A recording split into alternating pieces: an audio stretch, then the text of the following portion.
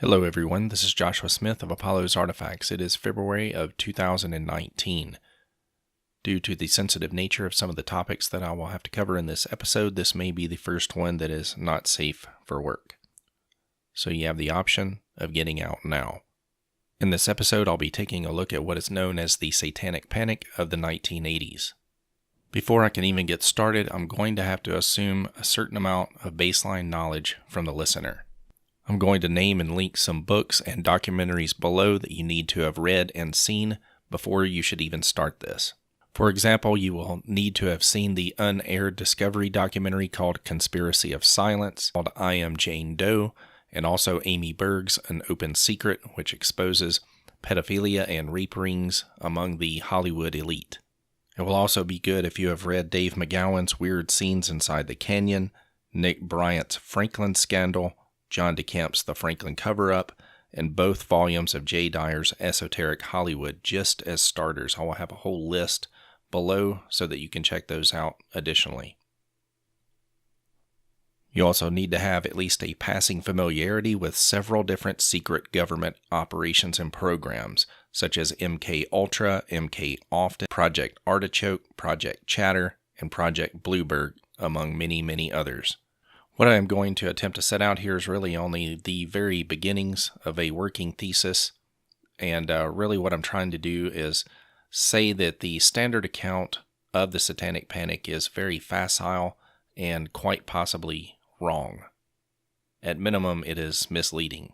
So the sort of hand-waving overview that we're generally given about the Satanic Panic is something like the following. Christians in the 1980s were really crazy and out of control. Everybody knows that they're really stupid, lowbrow, and gullible, and thus they believed all kinds of wild accusations about an international satanic ring that was ritualistically kidnapping, murdering, and assaulting babies and children, saying that nerds can't play D&D because they'll be possessed and either commit suicide or be involved in ritualistic murders. Now that's the ridiculous overview that we're generally given about it, and then it's just hand-waved off, and then everybody just moves on. But it's not really just these sort of lies and this facile overview that they give you. It's also what is intentionally and strategically left out by the people who label themselves usually debunkers or skeptics or something like that. Usually they're associated with things like Skeptoid or Skeptic Magazine or Skeptical Inquirer or Psycop or something like that. It's always these same kinds of groups over and over. They always pop up in these areas. Among the several things that I've been able to turn up along the way, though, are several things that they don't ever tell you about, things that they intentionally seem to ignore. They don't talk about real pedophiles or real pedophilia. They don't talk about human trafficking or sex trafficking or anything like that. They don't talk about links to real cases. They don't talk about deaths that took place during the investigation process. They don't talk about deaths that took place prior to trial. They won't talk about the Discovery documentary that was unaired called Conspiracy of Silence. They don't talk about the Franklin Cover-Up book or the Franklin Scandal. They don't talk about the multiple threats that were issued to intimidate witnesses prior to the trial. However, you'll find these skeptics and debunkers repeatedly dismissing witnesses based upon claims that the witnesses suffer from various mental disorders or that they're children. This is a blatant discrimination. They also refuse to talk about taped testimonies that were never presented to the grand juries in some of these trials. They don't talk about the accidental gun death that took place in one of them to the brother of one of the witnesses after the brother had been threatened related to the case. They don't talk about two who died in a plane crash during the investigative process leading up to testimony related to that. They also ignore the threats that were issued to the Republican former Senator John DeCamp, a Vietnam veteran who faced several death threats when he tried to expose what was taking place in the Franklin scandal. And also they don't point out that several of the defenders that turn up over and over and over in this who talk about the so-called Satanic Panic often include real pedophiles, polyamorists, and publishers of child pornography. My objective here is not simply to cover the clandestine aspects, the black ops, the secrecy, or the sub rosa elements. Rather, this is about tracking public consciousness. As a historian, I understand that usually the best place to begin is at the beginning, but not in this case. It is best to begin with what we know to be true. Rape is a huge problem throughout Hollywood and other elite circles, indeed throughout society.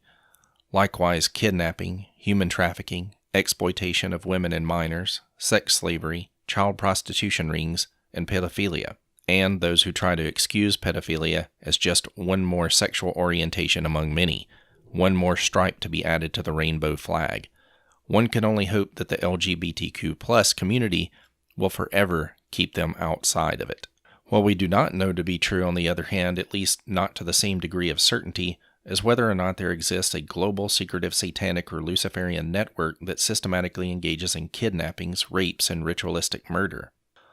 Although the leap from the first layer to the second is a big one, to try to understand the emergence of the Satanic Panic, we need to do a better job of explaining what happened and why.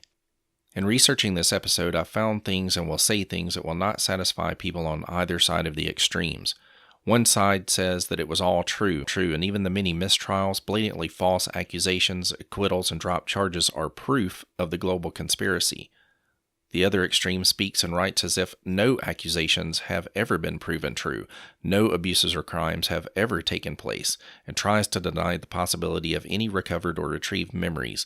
Meanwhile, the other side claims that extremely bizarre recovered memories obtained through hypnosis, leading questioning techniques, and sometimes repeated interrogations of small children somehow leads to the extrication of unquestionable truth.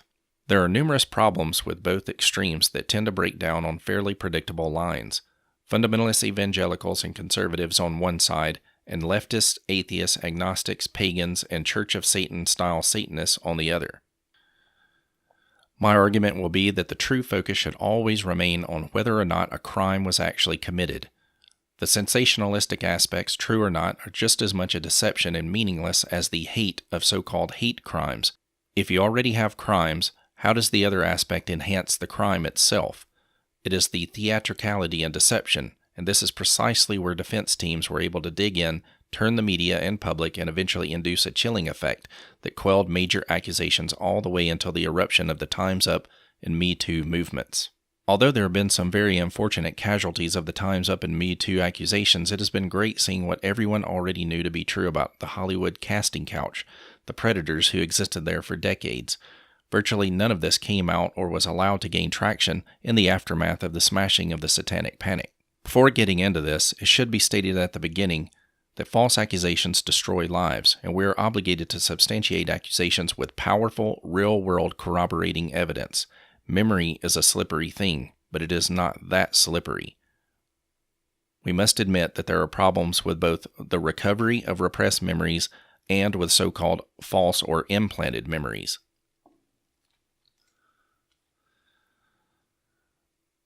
This is an intersection where psychology and neuroscience overlap.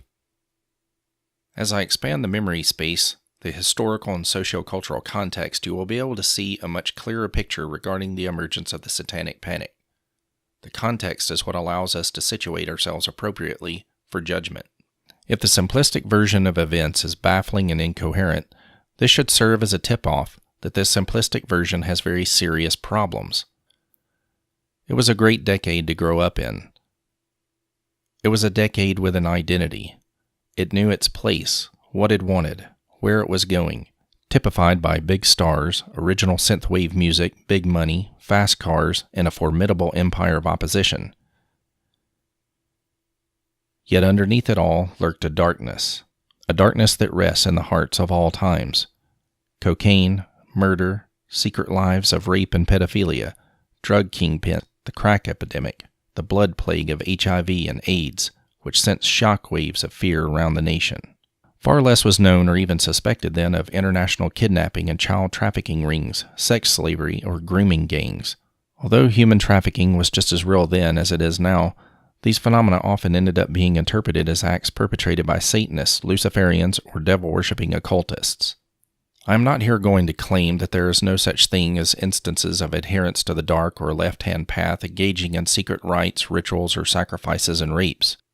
Rather, my claim is that in an increasingly secular society, these aspects added layers of unbelief and skepticism among the university and institutional elite. Although media organizations early hopped on and exacerbated the hysteria, this same media was to bandwagon hop just as quickly in the complete opposite direction later.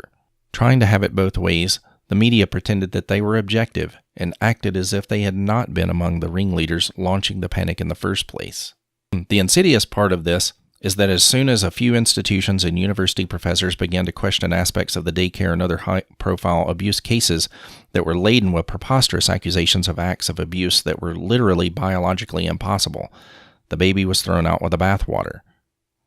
Due to the sensationalistic components of occult rituals, orgies, rapes, and sacrificial murders, ultimately, the disastrous result of all of this, I believe, is that this was exactly the smokescreen that was needed to shut down accusations of kidnapping and pedophilic rape rings. So how did this happen? How did the financial and political elites manage to divert a public outcry that threatened at many stages to reach directly into the highest levels of power and influence? In order to set the scene, to understand and explain how the Satanic Panic turned into a comedic throwaway line that even today generates almost immediate belly laughs, even despite the fact that the public now knows horrendous child molesters and rapists such as Jimmy Savile and Jerry Sandusky were in full operation during these times, and moreover that they were both using money and political power connections to obtain victims, using clandestine networks of access, but being publicly lauded as heroes and exemplars for society. I will have to start not only at the beginning, but before the beginning, before the 1980s even began. Despite the fact that in 2019 we are living in the era of the Time's Up and Me Too movements that have taken down Bill Cosby, further exposed other child predators, and the highly connected billionaire Jeffrey Epstein, our hyper-partisan time selectively filters out accusations that either the political left or right doesn't like. The Epstein case is very instructive on this measure. In 2008, Epstein turned himself in on accusations that he had been procuring underage victims, some even through coercive means, according to many news reports. But the mainstream media and Fox News usually draw the line there.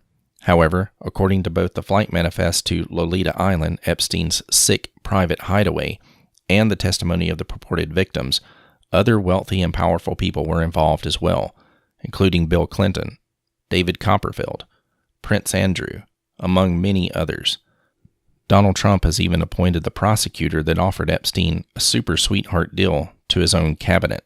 Perhaps because so many powerful elites have been implicated, this exemplifies how they close ranks to help one another out in the cover-up. Much to their credit, the Miami Herald has done some great reporting on this case and the many connections to people in powerful positions elsewhere. The Epstein case is further instructive because it maps onto many of the key points of accusations made during the Franklin cover-up. Bush and Clinton family connections, too. Coerced sex acts, as we have seen with the NXIVM cult that implicated two members of the very wealthy Bronfman family and Hollywood actors and actresses. But here is the common pattern. Every time accusations reach up to the British or other royal families of Europe, the Bushes or the Clintons, stories magically die. In fact, this is precisely what happened in the Epstein case. An unbelievable and truly extraordinary plea deal was struck to conceal the full details of Epstein's reign of abuse. Initially, he was facing a potential lifetime in prison. Epstein ended up only getting a mere 13-month slap on the wrist in a county jail where he was allowed to basically come and go when he pleased.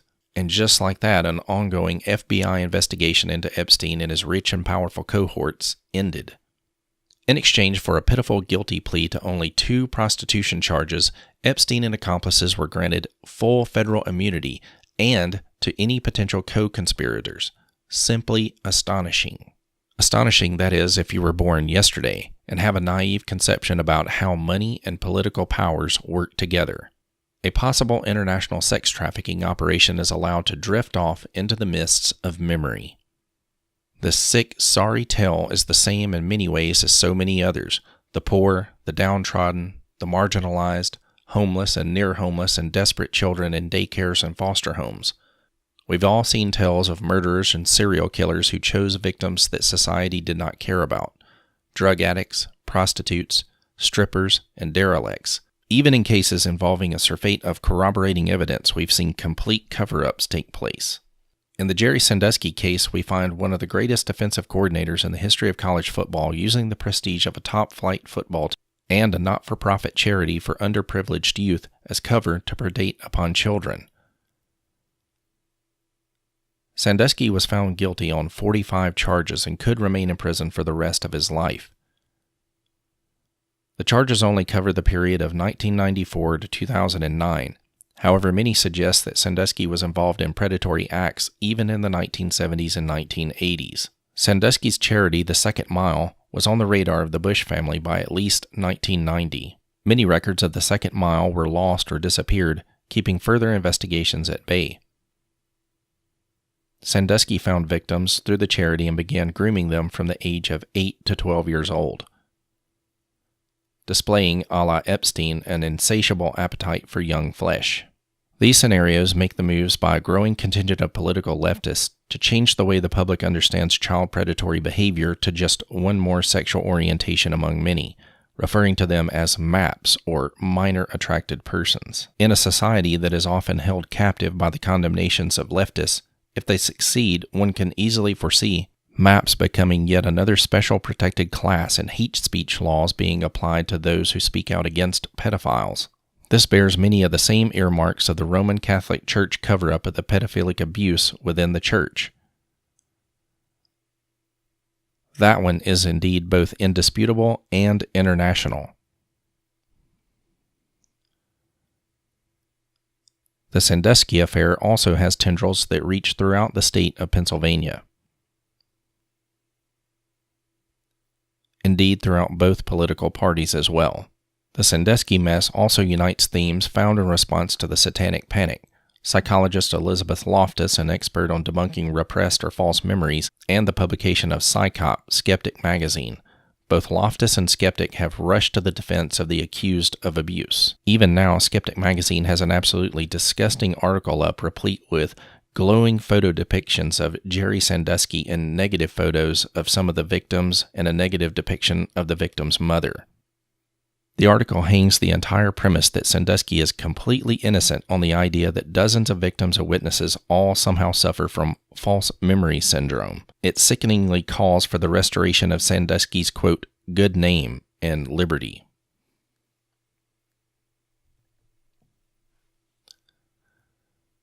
Conveniently, the cover-up artists typically enjoy ignoring critical information.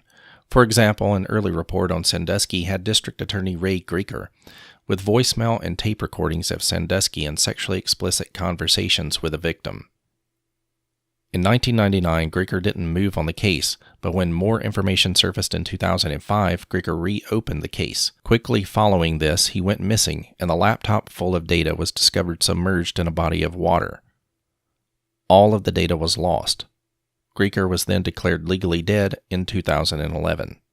One finds a number of parallels in the Dutroux affair, where pedophile Mark Dutroux was convicted for multiple child rapes and murders. Dutroux even admitted under testimony to being involved in international child trafficking and serving children up to elite politicians and business leaders. Dutroux had an extensive history of rapes and used sedative pills like Bill Cosby on many of his victims.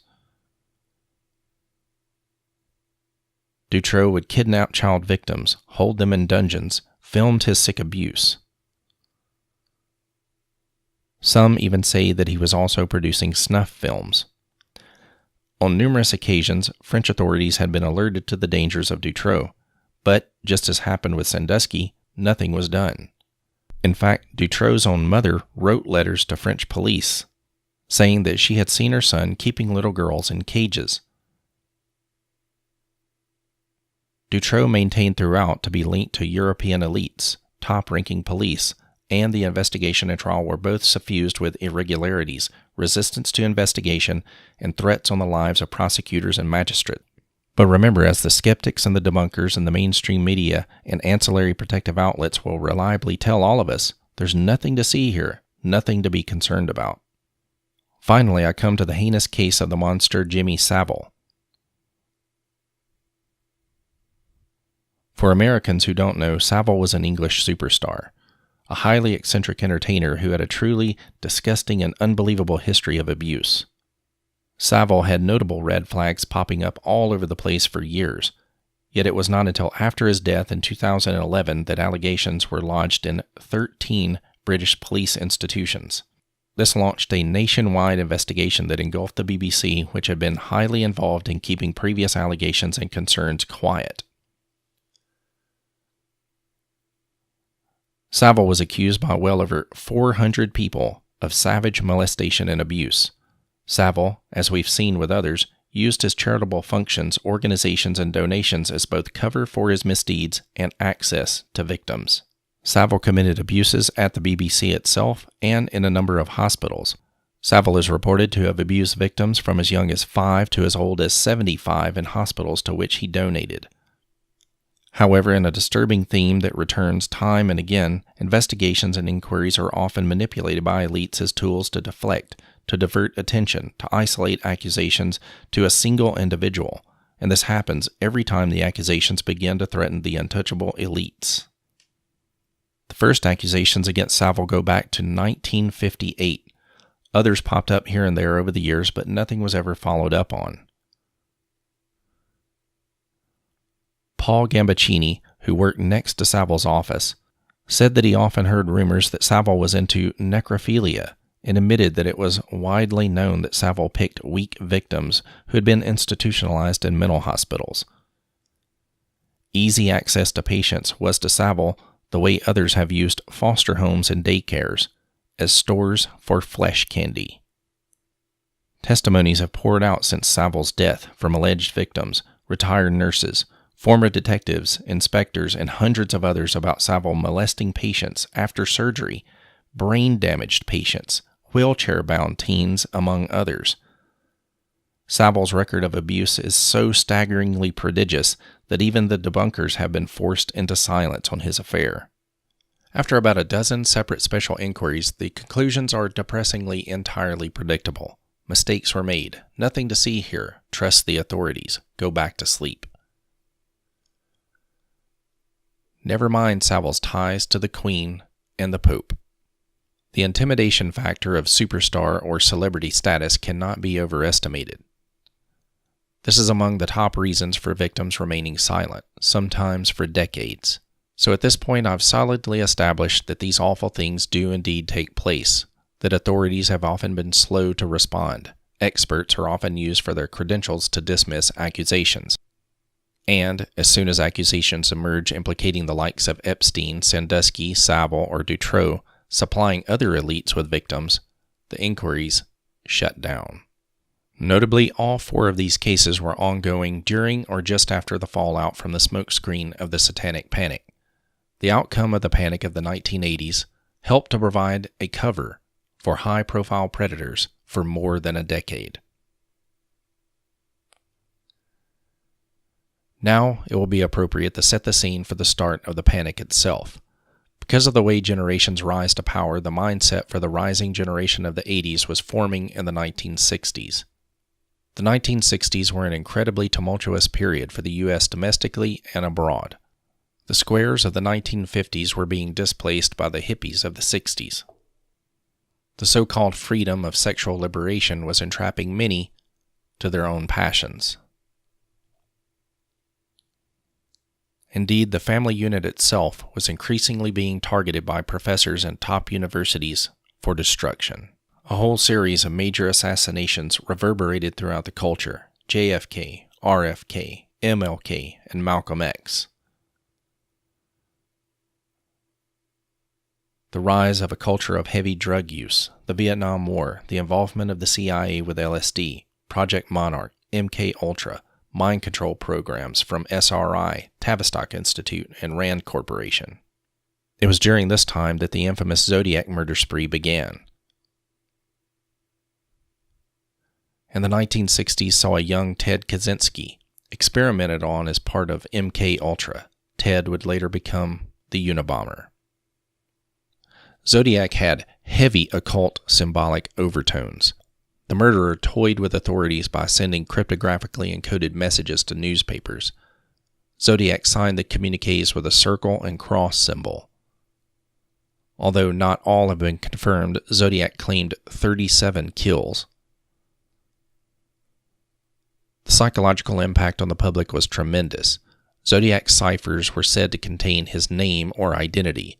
Not all of the codes were ever deciphered, but large sections were, which indicated overt supernatural themes. Zodiac claimed to be murdering in order to collect souls of his victims for the afterlife. They were to be his slaves. Interestingly, phone communications with a person claiming to be Zodiac went by the name of Sam. Zodiac was also involved in an abduction case. The murders continued and the killer has never been caught nor identified. There were the infamous exploits and mad ravings of Charles Manson and the Manson family.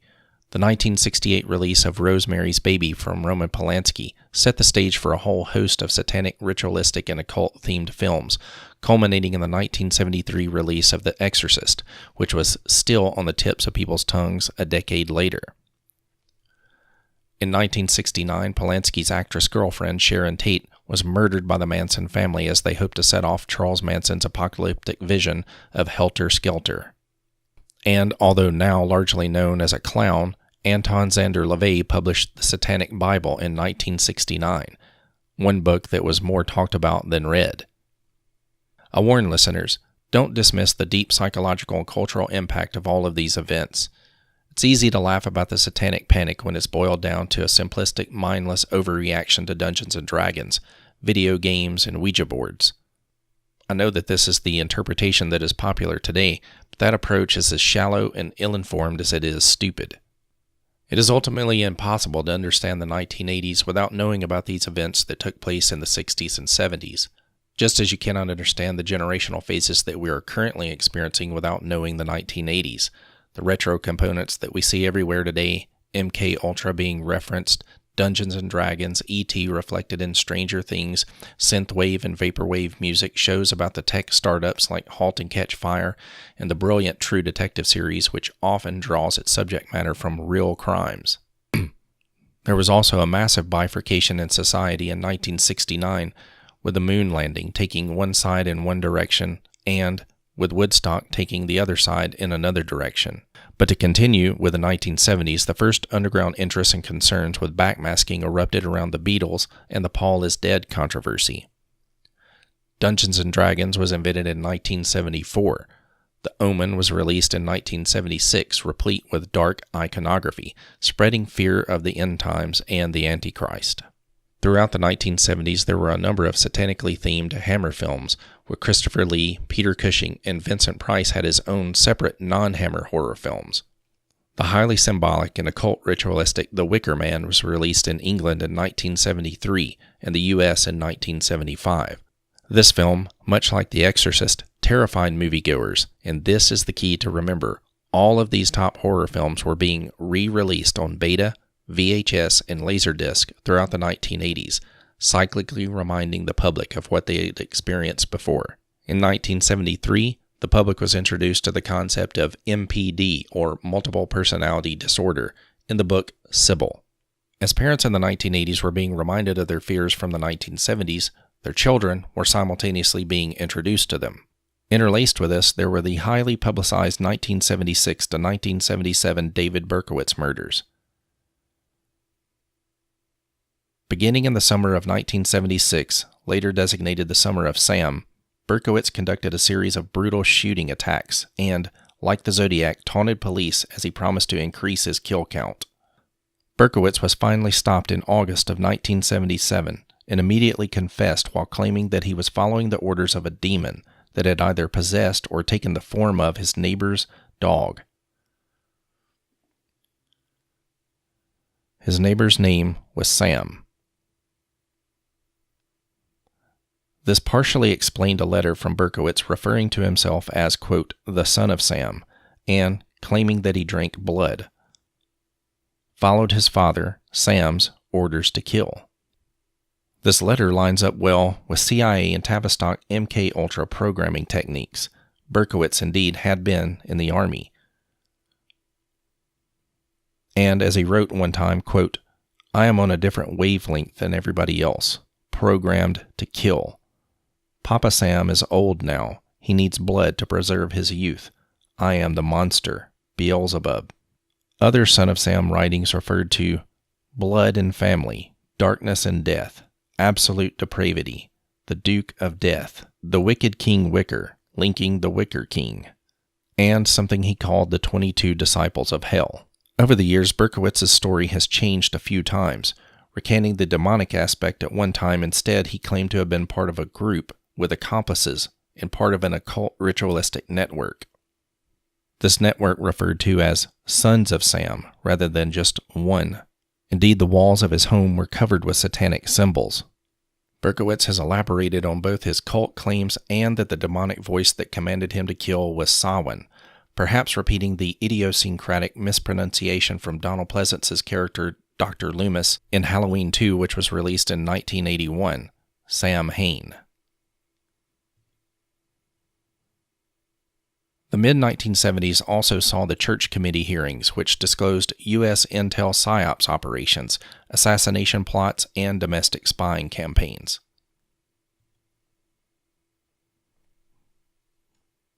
Almost like a quickening pulse of evil, immediately following after the Son of Sam killings came the tragedy of the Jonestown Massacre. In 1978, the socialist radical revolutionary cult leader Jim Jones, whose mind swirled with wild-eyed apocalyptic visions and non-biblical preachings, demanded his female and even some male followers have sex with him. Much like so many abusers covered so far, Jones targeted marginalized people, the weak, the poor, the downtrodden. Yet he was incredibly charismatic and peeled away some of the middle and upper-class people from their families as well. Then, in November of 1978, the People's Temple cult engaged in and were forced to engage in mass suicide, all of it horrifically recorded and preserved on audio tape as the nightmare unfolded. No more pain. Jim Cobb is laying on the airfield dead at this moment. Remember the Oliver woman said she come over and kill me if her sons wouldn't stop her. These are people, the peddlers of hate. All we're doing is laying down our life. We're not letting them take our life. We're laying down our life. All they're doing is taking a drink to go to sleep. That's what death is, sleep. I'm tired of it all. Loving thing he could have ever done. The most loving thing all of us could have done. And it's been a pleasure walking with all of you in this revolutionary struggle. No other way I would rather go than give my life for socialism, communism. And I thank Dad very, very much. That Dad's love and mercy and goodness and kindness and bringing us to this land of freedom. His love, his mother was the advance guard to socialism. And his love and his mercy should go on forever, on for the fields. Where's the vat? Where's the vat with the green C? Should go on for unto the fields fine. And thank you, Dad. The vat with the green C in, please. Bring it here so the adults can begin. Beg you, don't fail to follow my advice. You'll be sorry. You'll be sorry. That we do it than that they do it. Must trust you. You have to step across. More than 900 people ultimately fell victim, with about 1/3 of them being children. Rumors have mounted since, and some researchers have even claimed that the Guyana massacre was, at least partially, part of a larger psychosocial experiment, possibly involving the CIA or other government groups with whom Jones is thought to have interacted. Once again, we see these themes of social work, charity, and so on being covers for the abuse taking place under Jones's sway. Also, during the period of 1977 to 1978, California was being terrorized by the Hillside Strangler, or Stranglers, as it was later to be discovered. 1978 also witnessed the first of the Unabomber's Reign of Terror bombings. Immediately on the heels of this came the foundational missing child case, that of Eitan Pates, which took place in May of 1979. Pates was 6 years old and was only out of the sight of his parents briefly as he walked to his bus stop in Manhattan for the very first time. Later, President Ronald Reagan declared May 25th as National Missing Children's Day in 1983. Pates was the first of the missing kids pictured on milk cartons. Stranger danger then shot to the top of many parents' main concerns. 1979 also saw the release of the Amityville Horror. In 1980, the TV film The Guyana Tragedy was released to tens of millions of viewers, garnering Powers Booth a much-deserved Emmy for his astonishing portrayal of Jones. In December of 1980, John Lennon was assassinated by Mark David Chapman. He began reading from J.D. Salinger's The Catcher in the Rye, bizarrely. 1980 then also saw the wide release of Kenneth Anger's long-in-the-works film Lucifer Rising. And before the public could even regather themselves, came the sickening kidnapping and murder of another 6-year-old boy, Adam Walsh. This time it was in Florida, in a department store rather than the sidewalks of Manhattan. The poor child was abducted and decapitated, and the body has still never been discovered. This lit a fire that still burns for his father, John Walsh, who to this day works to bring evil to justice. The TV film about the abduction, named simply Adam, was released in 1983 to more than 38 million viewers. 1983 also saw the release of the nuclear apocalyptic film The Day After to more than 100 million viewers.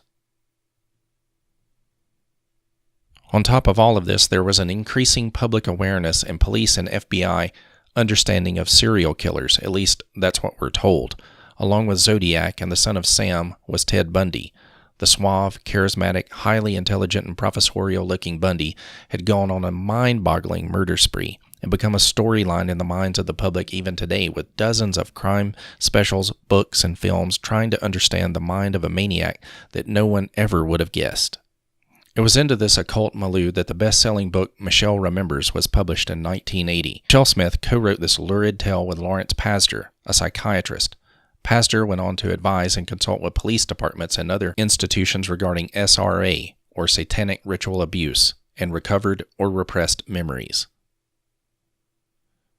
Pastor claimed that through extensive therapy sessions, which included hypnosis, he was able to extract traumatic memories repressed by Smith. Discovering she was part of a family of satanic cult members, the book recounted her memories of rituals that were later determined to be utterly impossible. The rituals discussed in the book consisted of a series of things that popped up again and again during the Satanic Panic: bizarre blood rites, sexual abuse, tales of baby sacrifice, and more.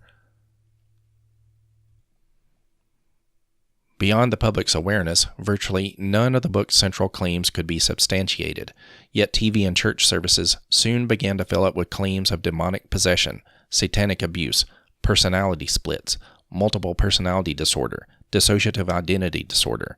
These splits and multiples, or alters, could have been part of the fallout from real MKULTRA and Project Monarch programs diverted into sensationalistic claims about occult rituals.